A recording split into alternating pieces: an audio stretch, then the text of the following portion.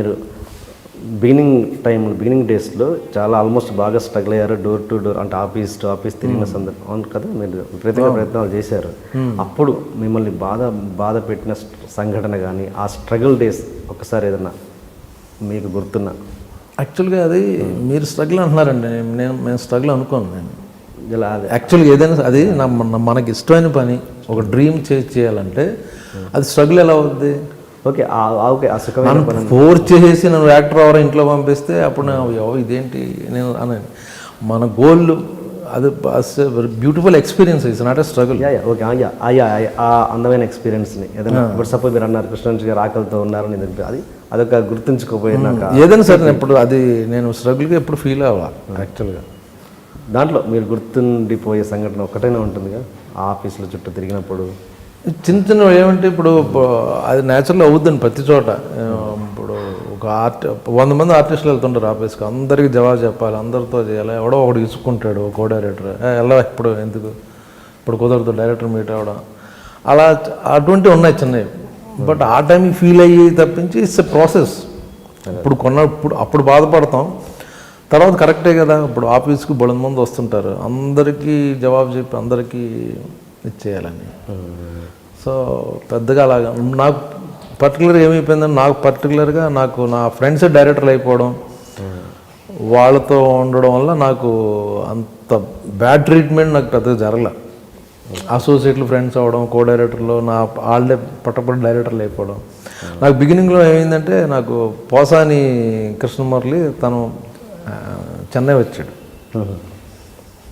తెలుగు ఏదో చదువుకుని ఎంఏ చేసి వచ్చాడు. వచ్చి ఏం చేయాలనుకుని ఏదో రైటర్గా పరుచూరు గోపాలకృష్ణ గారి దగ్గర జాయిన్ అయ్యాడు అసిస్టెంట్గా. నాకు ఆపోజిట్ రూమ్ పోసాని.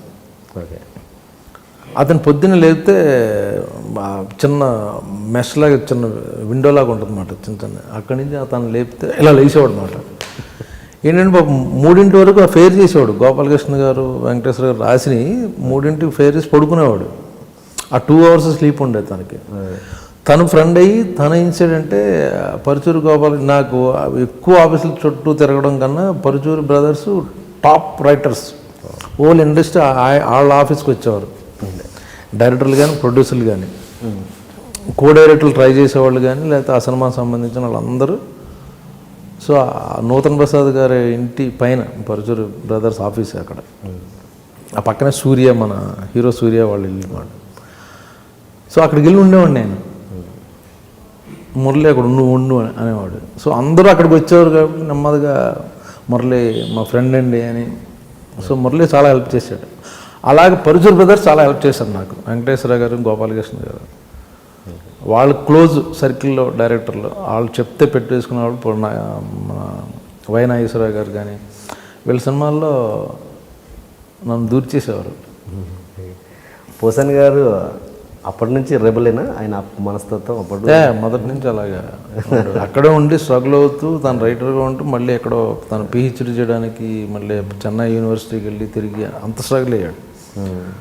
సో అప్పుడు నాకు పరుచూరు బ్రదర్స్కి చెప్పి అతనుకున్న పరిచయం ఉన్న డైరెక్టర్లతో వాళ్ళతో చెప్పి చిన్న క్యారెక్టర్లు చేసేవాడిని.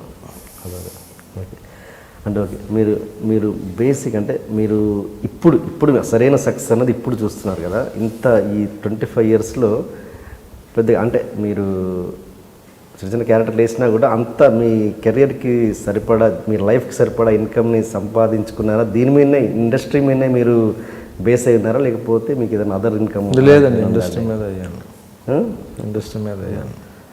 అంటే మీరు చేసిన క్యారెక్టర్ ఇంత సరిపడా వచ్చిందంటారా? ఓకే, ఇప్పుడు సరైన బ్రేక్ కదా ఇప్పుడు అంటే. ఓకే, ఇంకేమైనా అదర్ ఉన్నదా? లేదు. ఓకే, మీరు పెద్దగా అంటే మీ క్యారెక్టర్ చూస్తుంటే పెద్దగా చొచ్చుకుపోయే రకం కాదు, పెద్దగా మస్కాలు కొట్టి చేసే క్యారెక్టర్ అయితే మీరు అస్సలు కాదని క్లియర్గా అర్థమవుతుంది. ఎలా గెట్ ఆన్ అవ్వగలిగారు ఇండస్ట్రీలో? జెన్యూన్గా ఉంటే వర్కౌట్ అవుద్దని మేబీ లేట్ అవ్వచ్చు. ట్రూత్ఫుల్గా, జెన్యూన్గా, సిన్సియర్గా ఉంటే ఎవరితోనైనా సరే.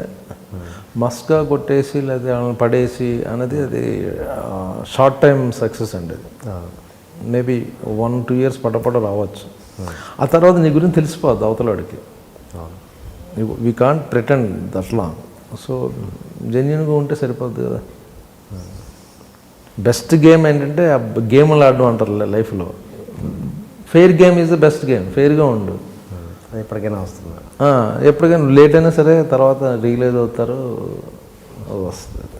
సో మీ టైం ఇప్పటి నుంచి స్టార్ట్ అయింది అనుకోవచ్చు, ఇంకా ఎక్కడ బ్రేక్ లేకుండా. ఇప్పుడు బాగుంది, బట్ అప్పుడు ఏదో బాగుంది కదా అని. నేను యాక్చువల్గా నేను బుద్ధిస్ట్ని కాదు కానీ బుద్ధిజం ఫిలాసఫీ ఒకటి ఫాలో అవ్వడం వల్ల నేను ఆ ఫిలాసఫీ ఏం చెప్పుద్దంటే హై లైఫ్ కండిషన్స్, మనిషికి లో పీరియడ్ హై పీరియడ్ ఏదో ఉంటుంది, కూర్చుని ఆడవద్దని చెప్తుంటుంది ఆ ఫిలాసఫీలో. ఒక ప్రాబ్లం ఉంది, 10 రోజులు ఏడుస్తూ కూర్చుంటాం, బాధపడతాం, ఇది బట్ 11వ రోజు ఆ ప్రాబ్లం సాల్వ్ అయిపోద్ది. బట్ ఈ 10 రోజులు ఎందుకు ఏడ్చావు నువ్వు? నీకు తెలుసు కదా 11వ రోజు అయిపోద్దని. సో ఆ ఫిలాసఫీ వల్ల నేను ఎప్పుడు నా ఫ్యూచర్ ఉంది అని నేను కృంగిపోలా. ఓకే. సో కాన్ఫిడెంట్గా ఉన్నా. సో అది చాంటింగ్ చేసాం అనమాట. అది ఇట్స్ అబౌట్ లోటస్ సూత్రం, నమ్యో రింగేకం అని. So morning and evening chanting చేస్తా. దానివల్ల నాకు ఇప్పుడు సక్సెస్ వచ్చిందని ఎగిరిపోవడం లేదు, అలాగ ఫ్లాప్ కదా అని, లేకపోతే ఏం బాగుంటలేదని కూర్చుని ఆడవడం జరగలేదండి. మీరు బుద్ధిజంకి అట్రాక్ట్ అవ్వడానికి ఏంటి రీజన్? నా వైఫ్ తను బాగా ప్రాక్టీస్ చేస్తుంది. ఓకే. సో దాని ద్వారా నాకు కూడా చెప్పడం చూడడం నచ్చింది నాకు. It's not about philosophy. ఇప్పుడు ఏంటంటే మనం ఏం చేస్తామంటే నా గురించి నేను ప్రే చేసుకుంటాను. తిరుపతి బాలాజీ దగ్గరికి వెళ్ళి, ఆ దేవుడి దగ్గరికి వెళ్ళి నాకు ఇది ఫలానా కావాలి, నాకు ఫలానా కావాలని. ఈ ఫిలాసఫీలో ఏంటంటే ఎదుటి వాళ్ళ గురించి కూడా వాళ్ళ హ్యాపీనెస్కి నువ్వు ప్రే చేస్తే యూ గెట్ బెనిఫిట్. ఎగ్జాక్ట్లీ. మీరు సపోజ్ మీరు మీ శ్రేయస్సు గురించి, మీ బాగు గురించి నేను ప్రే చేస్తే ఆటోమేటిక్గా ఇండైరెక్ట్గా నాకు కూడా బెనిఫిట్ వస్తుంది. ఎగ్జాక్ట్లీ. మీది బాగా ఆదర్శవంతమైన వివాహం. అది అంటే ఎలాగంటే మీరు ఓపెన్గా ఉన్నారు, మీరు ప్రతి విషయాన్ని ఏది సీక్రెట్గా ఉంచుకోలేదు, professional thing and personal thing. And చెప్పారు మీరే చాలాసార్లు ఓపెన్గా. మీది మీ వైఫ్కి సెకండ్ మ్యారేజ్ అండ్ మీరు అని అంటే మీరు ఎలా జరిగింది మీ లవ్ స్టోరీ? అంటే మీ లవ్ స్టోరీ ఎలా జరిగింది చెప్తారా కొంచెం? ఒకసారి చెన్నైలో ఉండేవాడిని, పరిచయం అవడం, వాళ్ళు తన వాళ్ళ హస్బెండ్ని డైవర్స్ ఇచ్చిన తర్వాత కొన్నాళ్ళు మేము జర్నీ చేసాం. తర్వాత నేను ఇద్దరం పెళ్లి చేసుకున్నాను. అంటే ఎక్కడో ఏమంటారు కనెక్ట్ అయిన విషయాలు ఉంటాయి కదా, ఎందుకంటే అది రెగ్యులర్ మ్యారేజ్ కాదు కాబట్టి అడుగుతున్నాను. ఇప్పుడు అందరూ అలా చేసుకుంటున్నారు. రెగ్యులర్ ఏముంది అందులో, ఇర్రెగ్యులారిటీ ఏముంది?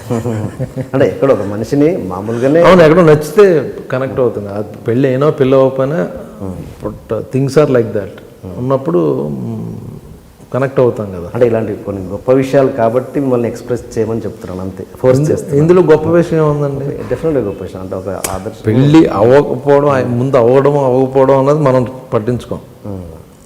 బట్ బయట వేరే అమ్మాయిని అలా కలిసి మనం ఎలా అట్రాక్ట్ అవుతాం, లేకపోతే మనం అవతల వాళ్ళకి ఎలాగ నచ్చుతాం అన్నదే మ్యాటరే. ఆ ఫ్లాష్ బ్యాక్ పెళ్ళి అయిందా లేదా అన్నది మనకు సంబంధం లేదు. ఓకే.